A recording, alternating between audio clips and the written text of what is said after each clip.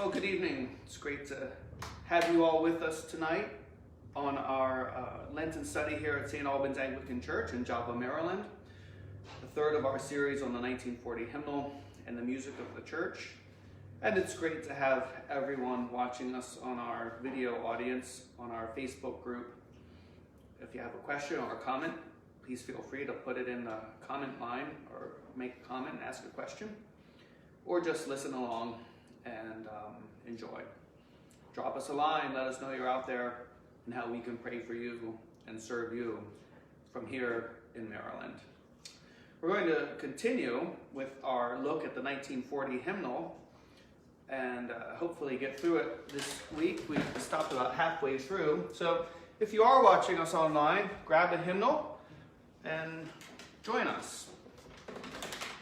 As I mentioned last week, 1940 hymnals can be purchased brand new on Amazon. You have to treat them very gingerly because the bindings are really bad. These old ones, like I'm holding up and some people here in our live studio audience have, are the old original hymnals, and they are very sturdy. But the newer ones, I think that might be one. See how the pages are kind of falling out at the beginning? Unless that's, yeah, the church pension fund really botched the binding on those. So just treat it gingerly, and you'll get many years out of it. I guess we should treat all books gingerly. Yes. I'm the only person on right now, and you're backwards still. I'm backwards. Yeah. Wonderful. Thank you. I wouldn't have said anything if there were more people. Appreciate it. Okay. Good man.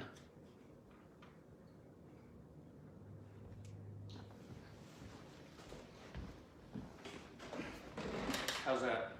There's a significant delay. So, yeah, there you go. All right. X that out. Okay. Wonderful. All right. So I think we left off last week. We looked at the morning and evening section. So if you go to hymn 185, that's, I believe, where we're picking up. This is the next section of the hymnal for the sacraments and other rites of the church. Now, in sticking with prayer book traditions, we remember that the 1940 hymnal matches or is a companion to the 1928 prayer book. The sections of the little sections of this group of hymns correspond to what is in our prayer book. So they're not going to have a section of hymns for things that we may do, but are not in the prayer book, if that makes sense. So there's not like a section of Stations of the Cross hymns or service of lessons and carols, you know what I mean? This is just for stuff that is in the Book of Common Prayer. So we start, and it goes in the order in which they come in the prayer book. Holy Baptism is the first, and we will sing some of these 2 baptism hymns along with several hymns suitable for adult baptism there at the bottom of 186. Next comes the confirmation section, and we do these here at the church. You'll hear if we have a baptism or confirmation, we will use these hymns for those rites and sacraments. Lots of suggested hymns there for the confirmation on page under hymn 188. And next comes what we have every Sunday is a hymn for Holy Communion. So the communion hymn is almost always chosen from this section. We have lots of communion hymns. And if you go to, let's see here, what would be a good example? If you go to 199, you'll see what we've seen in a couple of other sections. There is the same hymn, first tune, second tune. The first one is plain song, and then the second tune is diatonic, is what that's called in regular like 4-part harmony. So we will often, in a more penitential season, okay, or a season like Advent or pre-Lent or Lent, do the plain song of these tunes. And then during the rest of the time, the rest of the year, we'll do the diatonic. Not always, I mean, sometimes you mix them up. I mix them up. But there's something sort of more, penitential, if you will, in my mind about plain song. So for instance, this Sunday, we're doing, for our communion hymn, 209, and we're doing the first tune, which is plain song. But a lot of times during the rest of the year, or even during Stations of the Cross, we'll do the second tune. So, and it's nice to mix these up. So after Holy Communion, and then you see at the bottom of 213, hymn 213, a whole bunch of other recommended hymns for Holy Communion. Sometimes I do pick some of these. Next comes a section for Holy Matrimony.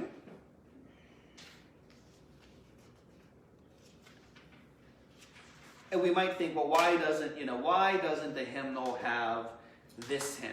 Or why doesn't it have that hymn or that song? One of the biggest complaints is it doesn't have Amazing Grace. Well, the reason it doesn't have it is not because they never heard of it or they didn't know about it. They just didn't think that it fit the hymnal and the teaching of the church. Now, it is in the 82 hymnal, but in this hymnal, and the reason you have a hymnal that's authorized by the convention or authorized by the church and the jurisdiction and all of that is because the theology of the hymnal is in line with what the church teaches.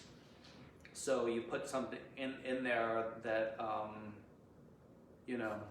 like Amazing Grace, it has a lot of fantastic truth to it, but perhaps is a bit extreme in some areas and they wanted to leave it out.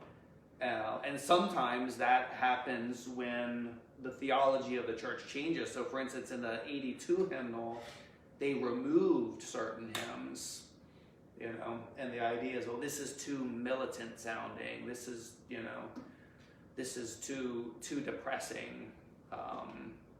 So it can work both ways. But the idea is, in our tradition, the hymns follow the theology of the church. So next, on 217, comes hymns for the Ember Days. So the Ember Days never fall on a Sunday, but you could have a communion service on an Ember Day with a choir and organ and all of that. In fact, I've been to some services like that, and if you did, you could sing these hymns, or you would use these for at an ordination, as it says, Ember Days and ordination. So the first one, hymn 217, is the Veni Creator, which is in the prayer book appointed to be sung at the ordination of a priest, and the consecration of a bishop. So there's a plain song version there. That's the one we sang at Mason's ordination, actually. Come, Holy Ghost, our souls inspire. And then there's this much easier one that you'll often hear sung in church at 217, second tune.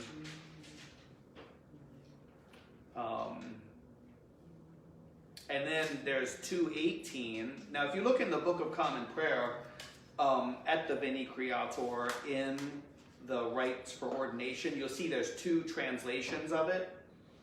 So the hymnal then has music for both translations. So the second one, the second translation corresponds here with hymn 218. And we always sing this on the day of Pentecost. Whit Sunday. I happen to like this tune, and I of course like having the Veni Creator sung. It doesn't only have to be sung at ordinations, so we sing it on days often where the theme is the Holy Spirit, like Whit Sunday.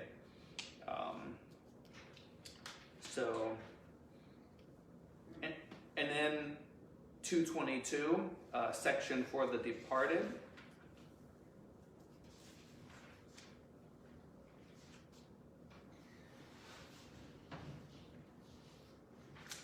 So we use these in at funerals. And then 227 for the consecration of a church. That's part of the ordinal in the Book of Common Prayer. So in the very back is the ordinal, and part of that section of the prayer book has the rite for the consecration of a church. May I ask a question? Yeah, go for it. So back on the for the departed. So for example, if I were planning I wanted at my funeral mass, this is the limitation of my choices. Not necessarily. You could have. At least not with me. Okay. Yeah, you could have, Because we've got to make sure that Right. it matches appropriately with the church doctrine, so we can't just, Right, yeah. sing a funeral song that, even Amazing Grace, for example.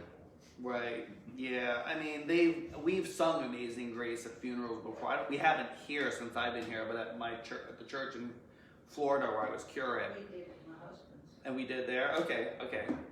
So we did that. So we make exceptions. The bishop's pretty lenient with that, as long as it's not like, well, I'd like, Working on a Building by Bill Monroe. Yeah. It's like, well, maybe Yeah, not. So. Okay. And a lot of the stuff is in, maybe it's not in our hymnal, but it is in like an acceptable hymnal of the Anglican Communion. So, for instance, we always, like I mentioned last week, we always sing Hills of the North Rejoice during Advent, which is this gorgeous hymn, beautiful tune. It's not in our hymnal. It should be. It's great. But it's in like the English hymnal. The tune is a Martin Shaw tune, and it's a beautiful Advent hymn. Now this hymn 228, we often sing this one here just during the year. It's a beautiful tune. We always do the second tune. But even though it's appointed for the consecration of the church, again, there's no reason why it couldn't be sung, some other time. At least not in my mind. Next, it's got a section of litanies, and you see there above on page 229, the stanzas of these hymns may be sung alternately by the minister or chorister and the congregation, the last line of each stanza being always sung by the congregation. So we've never done these here. We sing the litany, of course, on the appointed days, but that's not the litany of the prayer book. These are not the litany of the found in the Book of Common Prayer. Maybe we should do some of these sometime. Yeah, I might have to. Well, what litanies are they? I don't know. I need to read. I will look that up in the hymnal companion, and it might say where they came from and all of that, and where they got the words. I mean, we can see who wrote them here, but I don't know anything more than that. So it might have come from some devotional book, or some primer or something like that. That it was adapted. Yeah, but look how many pages there are. Mm-hmm. We have 2 feast days that are called litanies, the greater litanies and the lesser litanies. Right? Yeah, the like the rogations. Yes. Right. Now we sing Rogation So Sunday, of maybe course. is one of the days when we sing the great litany. Right. But maybe these hymns are for those days? Maybe, they might be. I will look that up next week, because we're going to look at some of the composers and stuff next week. I think Rogation is the lesser litany, Yeah. and the greater litany is the feast of one of the apostles, but I can't remember which one. St. Mark. Is it Mark? Yeah. Okay. Yeah, weren't we talking about that last year? Probably. Next comes hymns for children.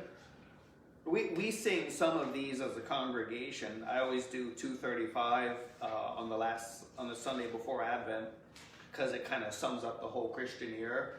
The tune is a little, dorky, but it's kind of boring. But the words are cool. Some of these are quite nice. We of course will sometimes sing Once in Royal David City around Christmas. 242 is a beautiful one, and I used to sing that to my son when he was a little baby going to bed. And then of course we always sing 243. I sing a song of the saints of God, patient and brave and true. That's a good one. We always sing that around All Saints Day. The joke is that the kid or the person messed up the hymn in church and sang, one was a, let's see, how does it go? One was a soldier and one was a beast and one was slain by a fierce wild priest. So my kids, we used to sing this with my kids, and they got so sick of it. And I have this video of them singing it where they're like, I sing a song of the saints of God. It's really funny. I'm going to play it for them when they're teenagers and embarrass them. 249, we often sing for a gospel, a gospel hymn, a gradual hymn, excuse me. You see it says before the gospel at Holy Communion. So even though it's in the children's section, you can use that. Okay, we've got, following that, a section on missions. A lot of these I will just sing in the mission section. I will just sing throughout the course of the Trinity season. Spread, oh spread thou mighty word is a great one. Yeah, Christ is the world's true light. That's a beautiful tune right there. So the big mission section, that would reflect, I think, historically sort of the missions movement, in the churches. Because here, the church, especially the Episcopal Church in this time is, spread all over the world. So you had different constituent bodies of the Anglican Communion in like Nigeria or Scotland or wherever. America, you had the Episcopal Church, but then the Episcopal Church itself started missions in many other parts of the world, like Liberia, Cuba. So they'll often make the point, even I think today, that we are an international church, So this this pretty large section of mission hymns might reflect that. And then finally we get to the general hymns, so just the ones we kind of go through during Trinity Tide. And then we don't only use these during Trinity Tide, we dip into these during the other parts of the church year. But again, because those parts of the church year have their own dedicated section, I, anyway, will try to run through all those sections and get all those hymns sung.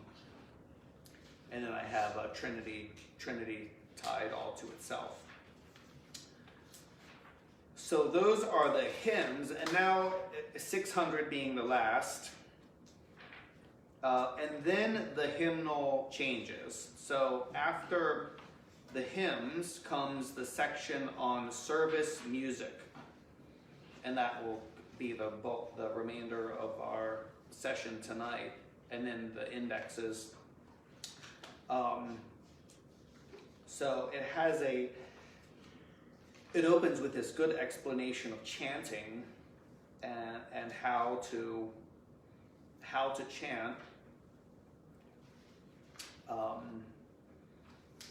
The next page is directions on Anglican. So the first page is chanting in general. The next page there, and we're going to be looking at the numbers at the bottom of the page here. 698, directions for Anglican chanting.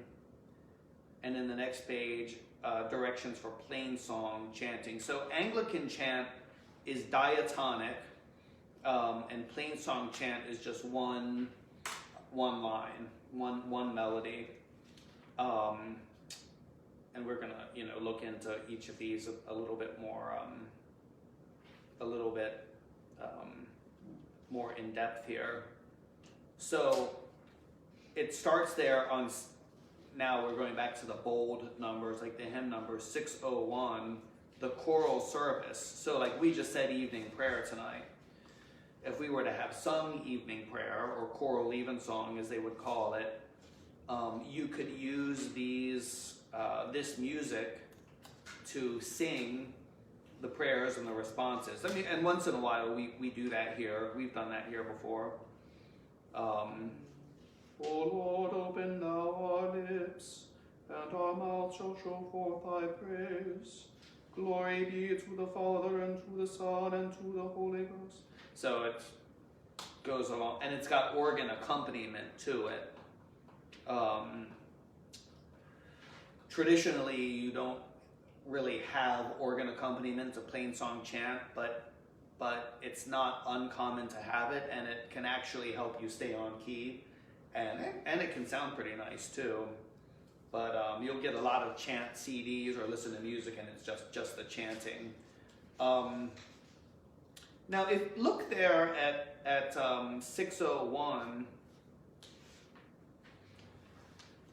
Some of the music there. If you look at the bass clef, you all know there's the bass clef there on the bottom. It looks like a backward C. You'll see there where it says minister on the second bass clef, glory be to the Father and to the Son, and glory be to the Father and to the Son. And then there's this vertical slash through the staff. That means you're supposed to have a little pause there. And then that horizontal line over the little eighth note that follows is an accent.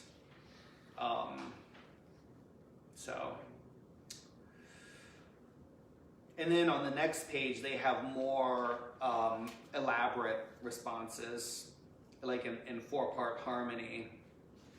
And I'll try to remember to bring it in next week. I have I have it on my phone. Yeah, I have it on my. Do I have it on my computer? I have a CD, because what the Episcopal Church released an album in the 40s that had a lot of this music, the service music, on it. So I guess people could hear what it sounded like. And maybe I'll bring it in next week, and we'll just go back and you can hear it sung by a choir with the organ and all of that. So all of this, if you go to 601 and 602, the hymns, or the hymn number, and then the page number on the bottom, I know it's confusing, I apologize, page 701, there you get into those responses at the end of morning or evening prayer. So the next page has what we read tonight, 702, and you see it says an asterisk, only at evening prayer. O Lord, save the states, and mercifully hear us when we call upon thee.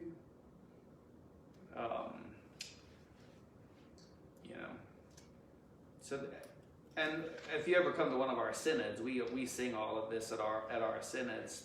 So that is plain song. Now turn to the next page, and you'll come to, it says the section is Mourning Canticles. So we were talking about morning prayer before the session began this evening. And here is music for the Canticles of Mourning, and then the next section will be evening prayer. This is in Anglican chant. Okay, so you see the staff 603, 604, 605, 606. Those are tunes, and then the words that are sung to that are there below, and that corresponds with the little antiphon that we have at the beginning of the Venite, and the next page is the actual Venite itself that we sing at every service of morning prayer.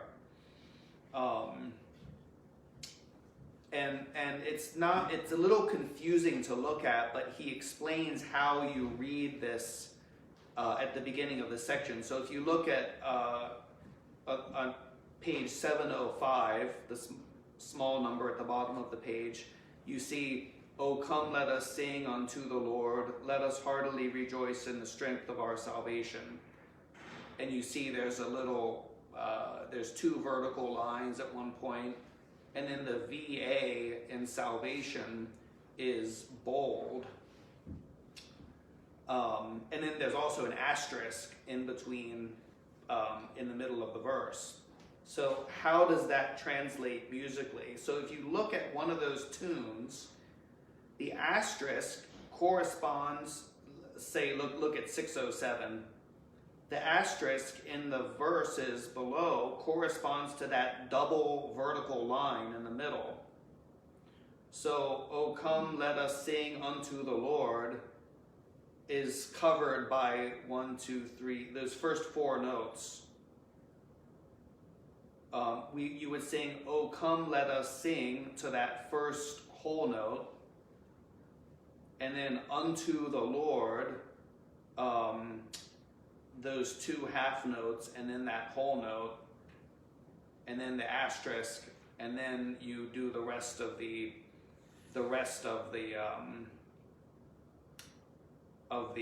song. Now I'm going to get my computer. There's this wonderful YouTube video that explains Anglican chant, or is useful in explaining Anglican chant, because Anglican chant can be used to sing anything.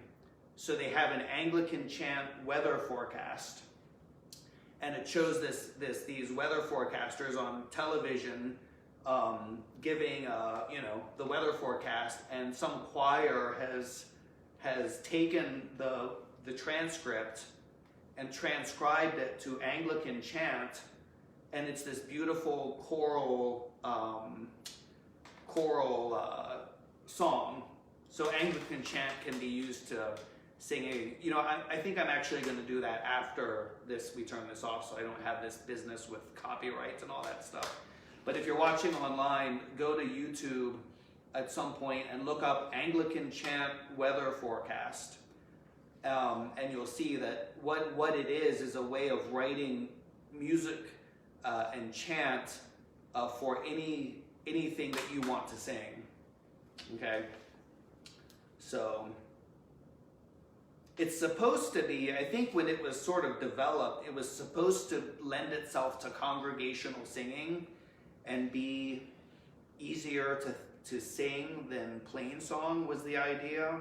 But I think most people actually find it a little bit harder, because it's just so hard to know when to go up and when to go down, unless you memorize the tune. Now, if you go to the next page, then they have, again, the same antiphon, the Venite Exultemus Domino, but set to plain song. So, and then you see, if you look at the music there, it's hymn 612, 707 is the number at the bottom of the page. you see at the staff there's an A in parentheses, and then the next section of music has a B, and the last section has a C.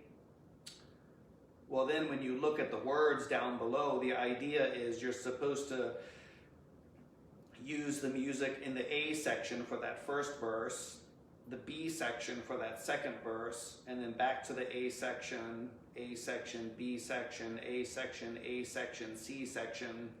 Do you see that there? Yeah. Yeah, so it can be a little confusing. You have to be on your toes, to get it. So there's probably stuff like this that led to a lot of churches of means being able to hire a paid choir. We'll just let you guys sing it, and we will meditate upon the words in our head. Now, if you go to the next page, again, it follows the order for morning prayer. So you're in the church and you're doing morning prayer, and now you've had the first lesson. It's time to sing Te Deum Laudamus. Here is Anglican chant for Te Deum Laudamus. Now here's the thing that's cool about Anglican chant is any chant tune works with any set of words. So you could take a chant tune from the previous section on the Venite and use that for the Te Deum. In fact, I had this priest friend years ago.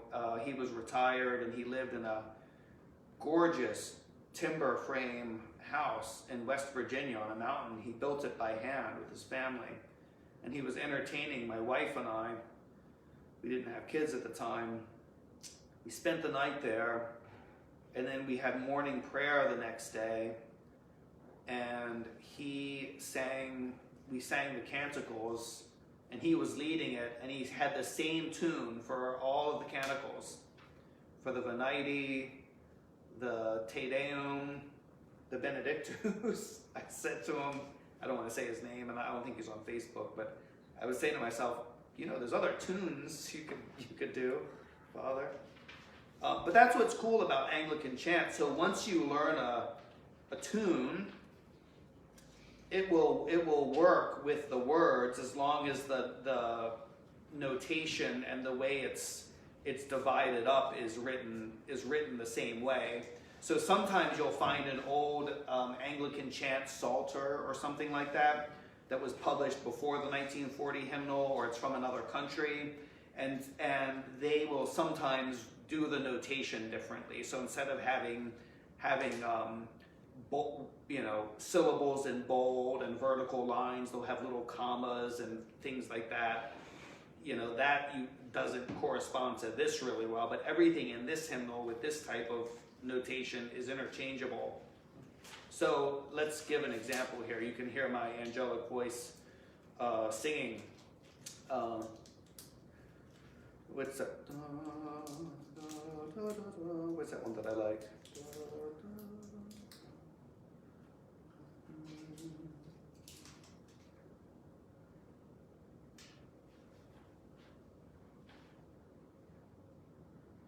It's been so long since. Okay, so 609 under the Venite.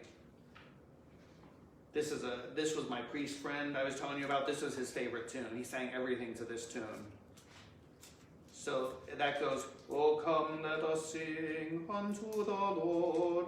Let us heartily rejoice in the strength of our salvation.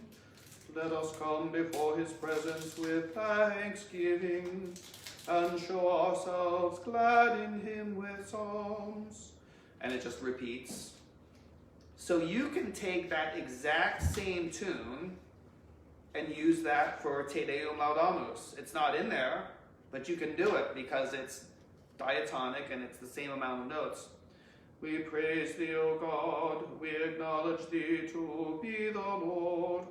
All the earth doth worship thee, the Father everlasting." The bold indicates 2 syllables for that section. Well, that's the one I'm familiar with. Okay. When, to sing that. You sang Te Deum to that one? Okay, so when I was in seminary, we always did monk. We praise thee, O God, we acknowledge thee to be the Lord. All the earth doth worship thee, the Father everlasting. And then it's common with the Te Deum, if you go to see on the next page, Thou art the King of glory, O Christ. They will go to a different tune for that middle section. So we would always sing, I think 617. Yeah. Thou art the King of glory, O Christ. Thou art the everlasting Son of the Father. When thou tookest upon thee to deliver man, thou didst humble thyself to be born of a virgin. And then for the C section, O Lord, save thy people and bless thine heritage, it's customary to go back to the first tune you were singing. So that used to throw off one of our organists to no end. We would do Te Deum Laudamus occasionally on Trinity Sunday, and I would have to sit down with him in advance and explain, okay, A section, B section, A section. What? You don't go to a C section? No. A, B, A. But I always gave him a break because he was actually a Lutheran, and I don't think Lutherans do a lot of Anglican chant. So, now that is what if you look at that staff, that's what's called a single chant. So if you go to hymn 623, and the number at the bottom of the page is 712, you will see at the bottom of the page a very long line of music, 625 and 626. That is what's called a double chant. So that is two chants put together, and they actually have, I don't think there's any in this hymnal, but there's actually a quadruple chant. I don't know that there's a triple chant. There might be, but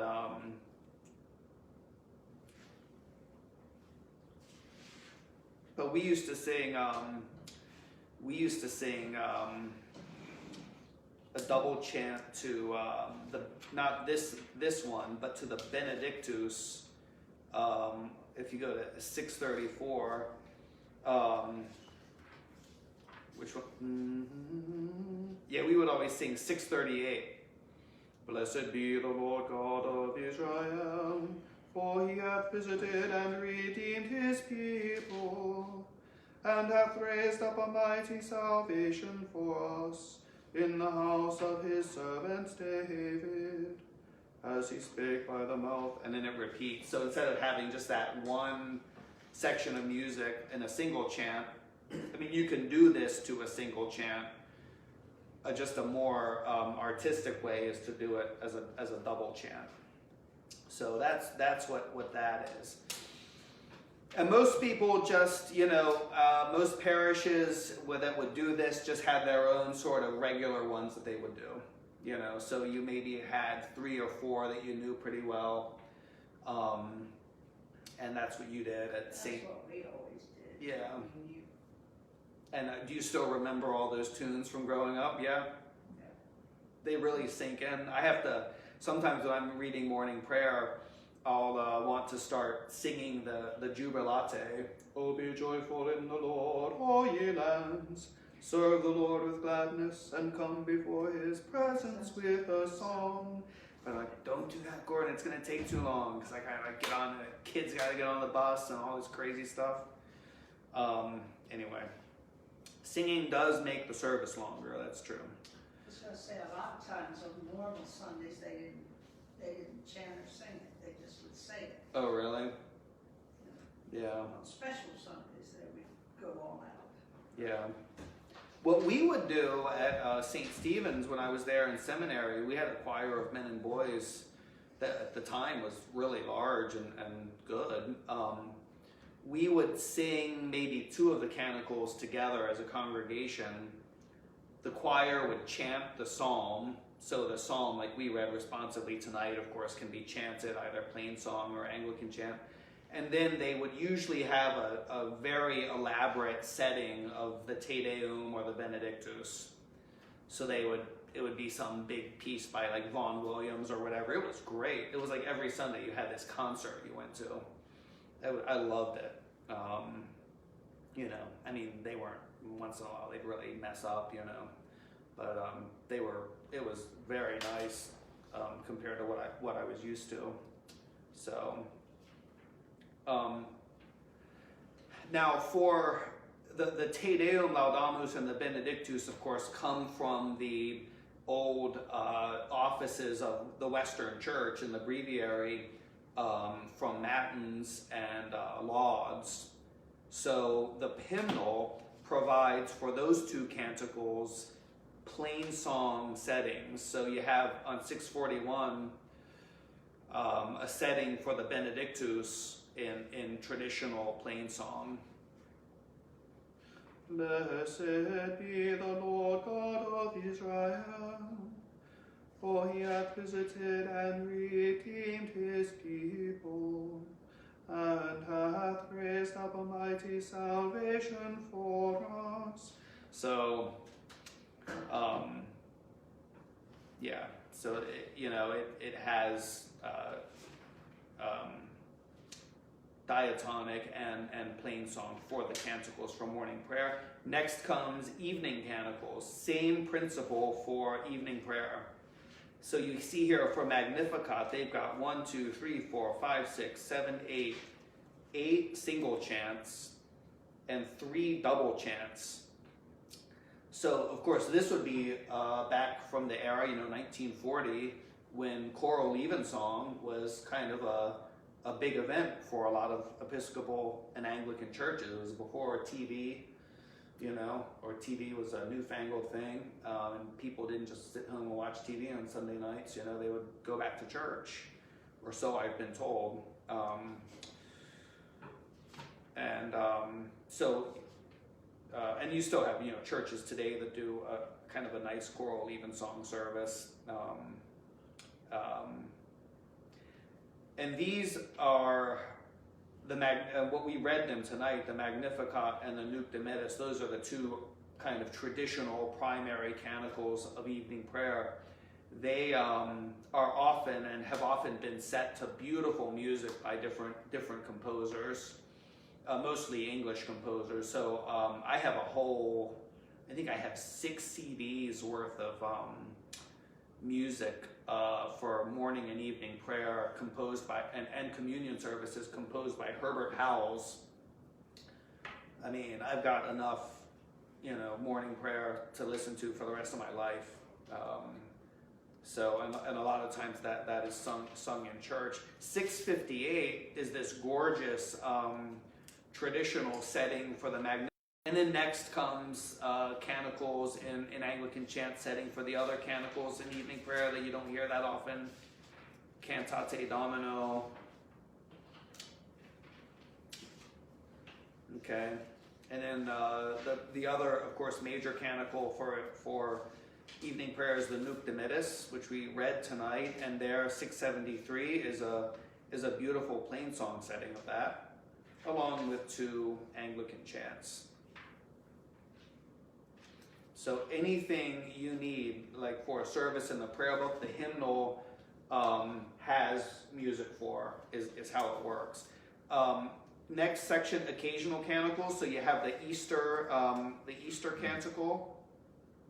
And we sometimes do this Easter canticle, actually. We do this on Easter. I forget which setting we do. I'd have to look. But this is appointed to be said on Easter Day, if you look in the prayer book. The next day, we're right on schedule here. Our next section is Thanksgiving Day. If you look in the Book of Common Prayer for the propers for Thanksgiving, it gives you a canticle that can be read. So if you look at the prayer book for Easter Day or Thanksgiving Day, it will give you an optional canticle that could be read at morning prayer or sung at morning prayer on those particular days.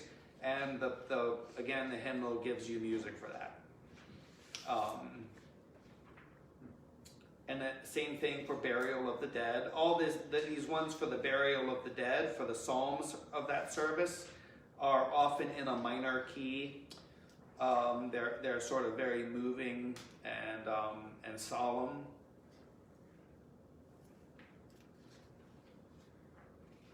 And ending with burial of a child. So that is the music for the offices and the occasional offices. Now there's no music for, confirmation or a baptism, unless it's those hymns that we looked at. Like here you can sing a hymn, because you can sing a hymn, the prayer book says, before or after any office of the church. It's because, the service of baptism and confirmation are not meant to be sung, Dearly beloved in the Lord, we are gathered here today. Or like the service of holy matrimony, Do you, Gail, take John to be your lawful wedded husband? We don't do that. So the prayer book, the hymnal does not provide just music for, I feel like singing the bidding prayer.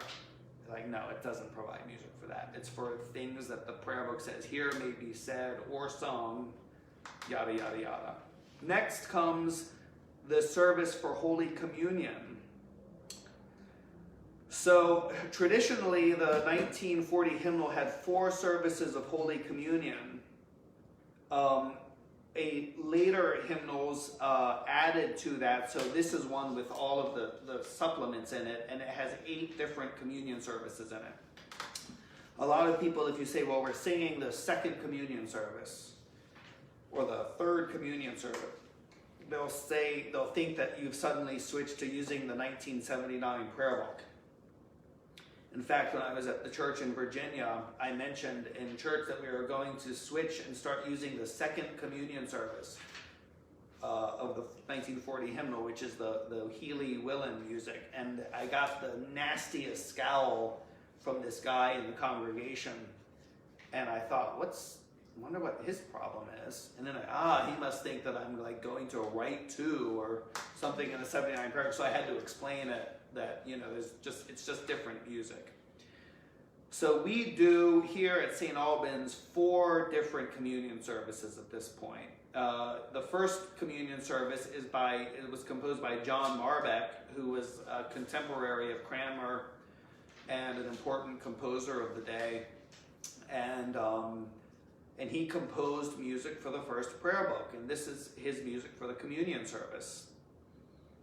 So we still sing that today. We sing this during Trinity season. In following the 1928 Book of Common Prayer, the first music for the communion services are responses to the Decalogue. Now we only say the Decalogue at the 8 o'clock service here. We don't say it at 10. And since we don't have music at 8, we never sing these. But these are pretty. This one goes, Lord, have mercy upon us, and incline our hearts to keep this law. So you would sing that after each commandment. So what we typically do, though, at the 10 o'clock service is sing the Kyrie. Lord, have mercy upon us. Christ, have mercy upon us. Lord, have mercy upon us. And you see it says each Kyrie may be sung thrice. I love that word, thrice. Talking about music, there was this that famous sitcom, The Golden Girls. Did you ever? So Rose and Dorothy are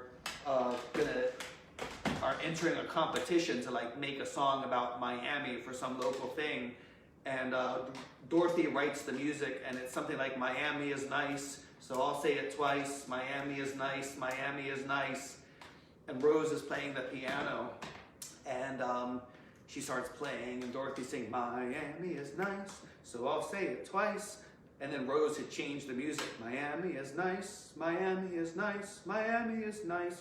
Rose, what are you doing? It says Miami is nice, so I'll say it twice. Well, I thought it was so nice we would just, say it an extra time. But it doesn't make any sense. It says Miami is nice, so I'll say it twice. You're saying it 3 times. And she said, well, why don't we say Miami is nice, so I'll say it thrice? And Dorothy says, oh, what kind of a word is thrice? And Rose replies, well, it's a word. And Dorothy goes, so is interuterine. And then there's a pause, and Rose goes, Miami is cuter than an interuterine. Oh, that was one of the best shows. I love that show. Getting back to the hymnal. And then, of course, we have music for the creed. We've rarely sung the creed here. Now, we could sing the creed at services, but see, I often get a lot of flack because I pick hard hymns, and I'm always pushing the congregation musically, so I'm not always Mr. Mean.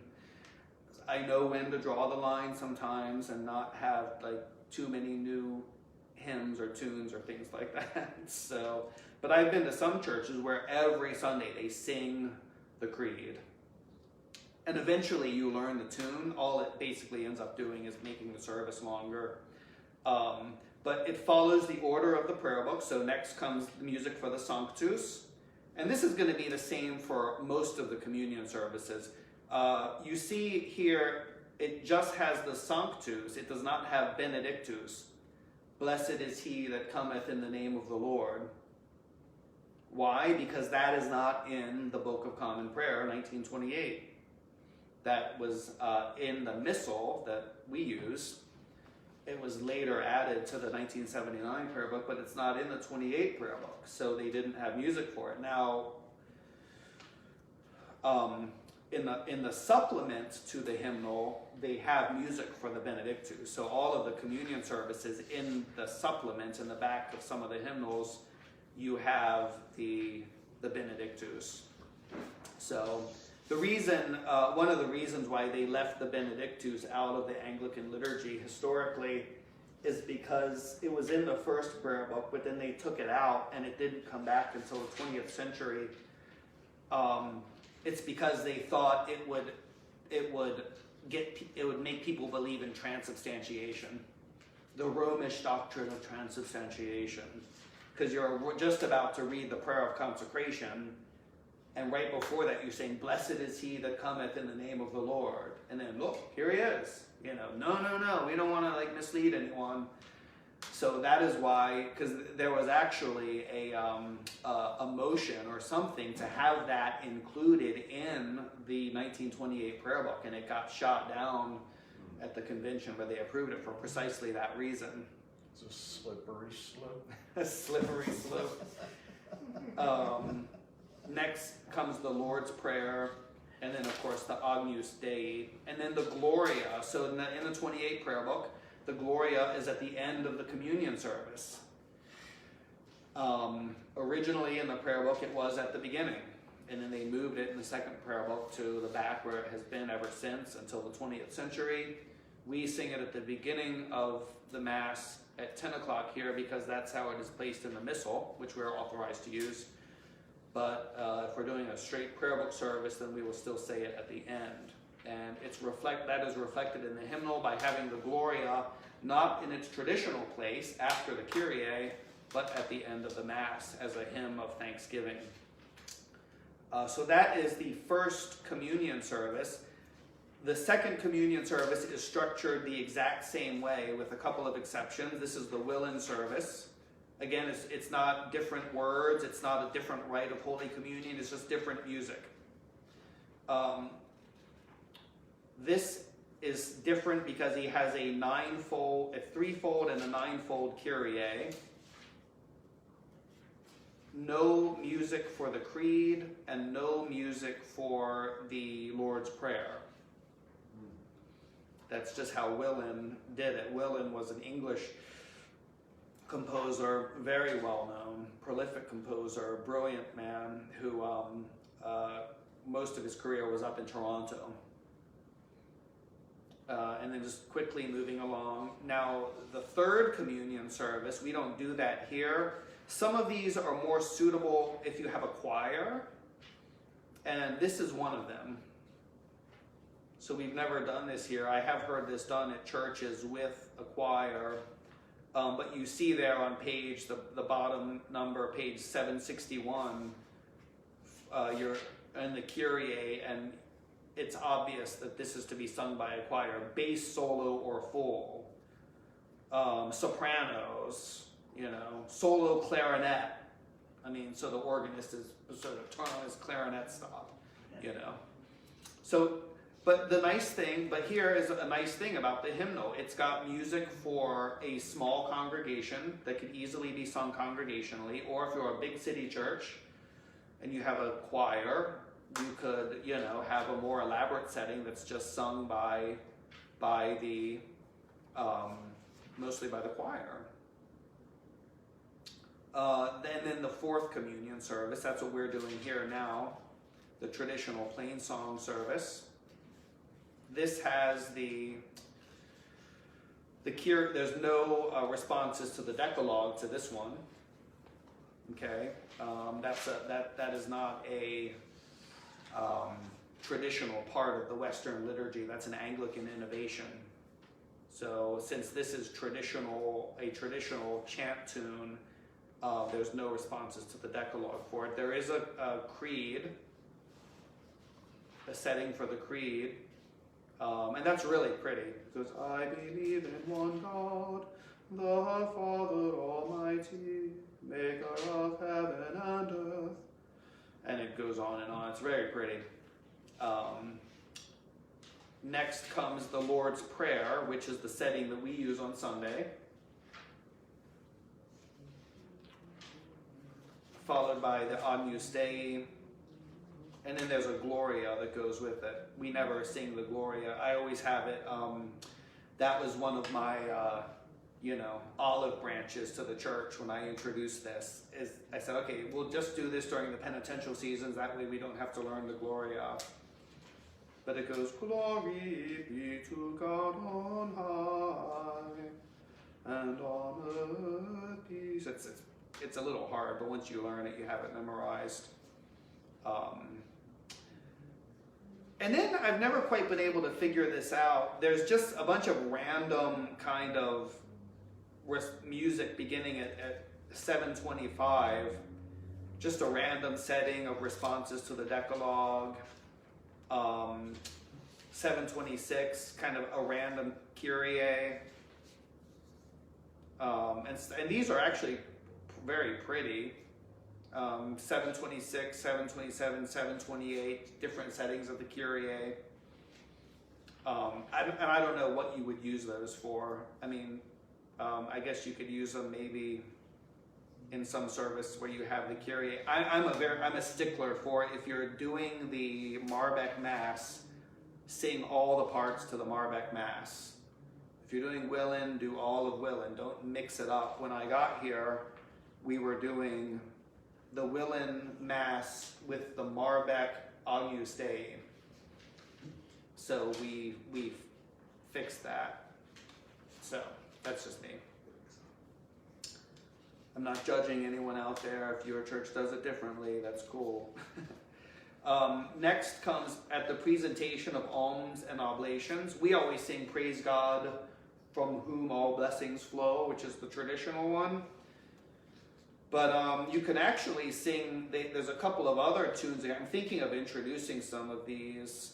We used to mix it up at the church in Virginia, so we would do Praise God from whom all blessings flow, and then we would do 732 and 733 at different times in the year, just to mix it up some.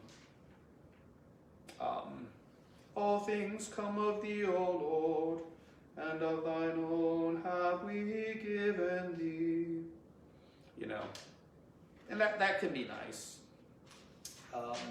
Next is more service music.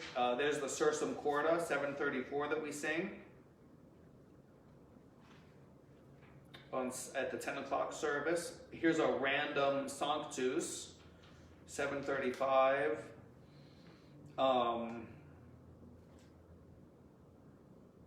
And here is, and then a couple of Glorias.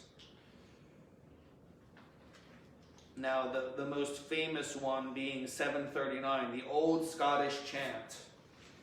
That's the one that every church used to sing. Glory be to God on high, and on earth peace, goodwill towards men. We praise thee, we bless thee, we worship thee. It's actually really pretty. And it's Scottish, so that's great. Mm-hmm. But every Sunday, it's like, I like, Whole Lotta Love by Led Zeppelin as much as the next guy, but I don't want to hear it every day or once a week at 12 o'clock. I was trying to explain to my son the other day, we were getting a hamburger and they were playing Whole Lotta Love over the speaker. I said, oh, Evan, you got to listen to this guitar line, this guitar lick that comes up after this one part. And I was trying to tell him the story about how I was in high school and I had it on this little Walkman. And it was during Bible class. I went to this very strict fundamentalist Baptist high school, and I had it and I'm listening to it. And the bass player from my band is sitting next to me. We had a rock band together, and then we played it right in the middle of Bible class. It was great. But Evan didn't think it was Realize that now that this interesting. Sunday when we sing Glory Be to God on High, you know what song is going to be in my head. Exactly. Whole lot of love. You've done it wrong. It's not my fault. So, and then the rest of the hymnal is basically just indexes, permissions, and acknowledgments. So, acknowledgments and permissions, this is why you can't just reprint the hymnal. Like, gee, we need some new hymnals and we got to have some more printed. Let's go print some because the Episcopal Church isn't doing it anymore. You get in big trouble because a lot of this stuff is copywritten, so it's a very huge undertaking to make a hymnal with the music and the words and all of that. So there's a topical index beginning on 799. So you could use the hymnal devotionally, like if you're, thinking about you're depressed, I don't know. Topical index, consolation. See, oh, what a friend we have in Jesus, 422, I'm going to read that tonight and kind of sing that tune to myself, There's a lot of just great resources in here that go unnoticed. So a topical index, and then there's a liturgical index. So if you're a priest or someone planning for the service and you don't know what to sing, there you go. It's got everything picked out for you.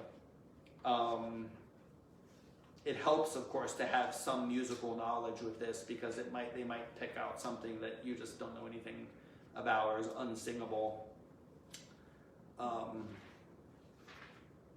Here at St. Albans, what I would do is, and I still follow this to a large extent, is I have a long hymn at the beginning of the service, assuming that people are going to be trickling in, And then if there's a new hymn that I want to try, I have it as the gradual hymn because I can sit up there and kind of really belt it out and help the congregation, and I'm not caught up like doing the incense or preparing the altar.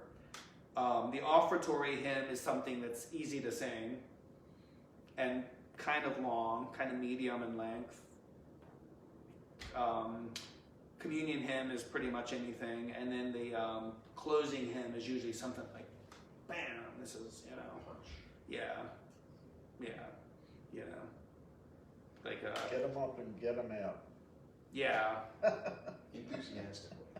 Now next week we're going to look at authors of some of the hymns and just learn a little bit about them. We do have an index of authors. So very quickly, so we, one week it was Ralph Vaughan Williams' birthday, or 100th anniversary of his birth or death or something like that. And I said, let's do all Vaughan Williams hymns. So I looked up Vaughan Williams, and we did all Vaughan Williams hymns at church. So if you like a particular composer, you can find them in here and discover more of their works. The Metrical Index, which we looked at, shows you how you can switch tunes out with words. And then finally, hymns suitable for use as anthems.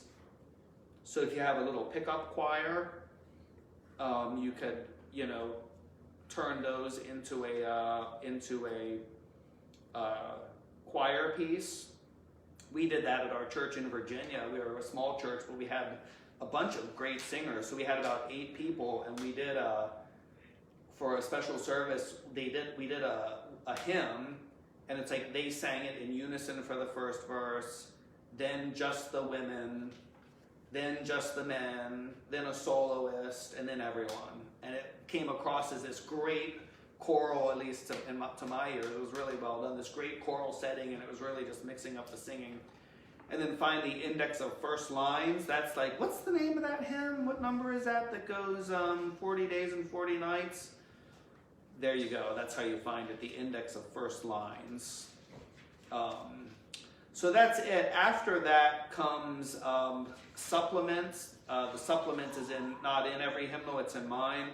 And it just has additional hymns and a couple of extra mass settings.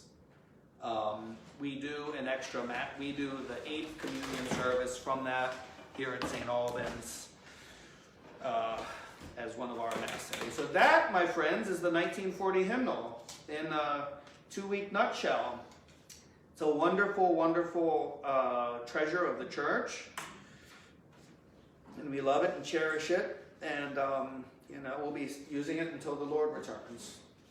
So, I'm looking forward to having hearing my great grandkids sing some of these hymns. So, we will close there, and I thank you all for joining us this evening. This will be placed on our YouTube channel, so check it out there if you want to share it with others. And then next week we're going to look at some composers, and we're going to go for about 2 more weeks, and then we'll be done. The Lord be with you. And with thy spirit. Let us pray. O Lord, support us all the day long until the shadows lengthen and the evening comes and the busy world is hushed and the fever of life is over and our work is done. Then in thy mercy grant us a safe lodging and a holy rest and peace at the last. Amen. Thank you.